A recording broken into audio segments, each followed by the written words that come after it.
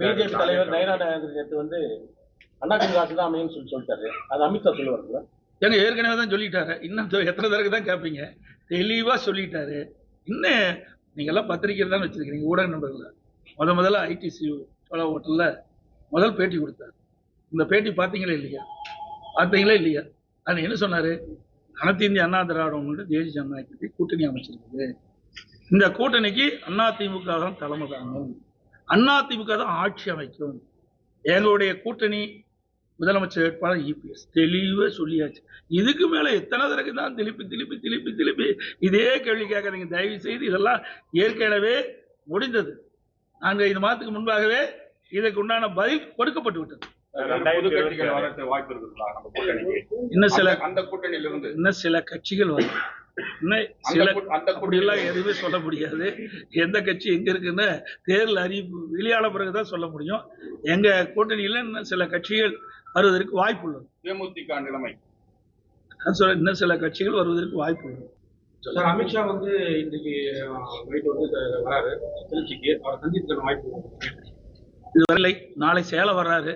என்ன அவருடைய கட்சி நிகழ்ச்சிக்காக பங்கு பெறுவதற்காக வர்றாங்க. வாய்ப்பு இருந்தா நாங்க சந்திப்போம் நாளைக்கு.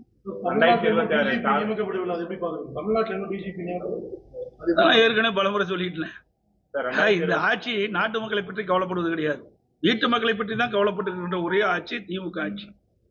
இது ஏற்கனவே யூபிஎஸ்சி திராவிட முன்னேற்ற கழகம் அரசாங்கம் அனுப்பப்பட்ட அந்த டிஜிபி பட்டியல தான் 3 பேர் தேர்வு செஞ்சு மாநில அரசுக்கு அமைச்சிருக்கிறாங்க.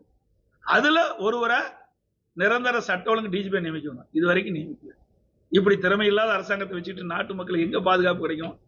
சட்ட ஒழுங்கு எப்படி பேணி காக்க முடியும்? கனிம வள கொள்ளை நடக்கின்ற இடத்துக்கே போய் அங்க இருக்க கிட்டாச்சி மேலே ஏறி ஓட்டை எடுத்து அங்க இருக்கின்ற காவல்துறை அதிகாரிகளை வரவழைச்சு 5 ரீச்சில் நடக்குது.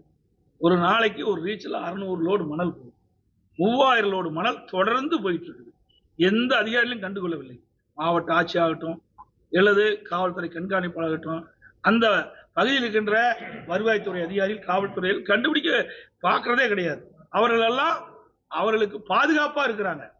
அதிமுக ஆட்சி மலர்ந்த உடனே இந்த கனிம வள கொள்ளையில யாரெல்லாம் ஈடுபட்டார்களோ, அதற்கு யாரெல்லாம் துணை போன அதிகாரி இருக்கின்றார்களோ அவர் மீதுல சட்டப்படி நடவடிக்கை எடுக்கப்படும்.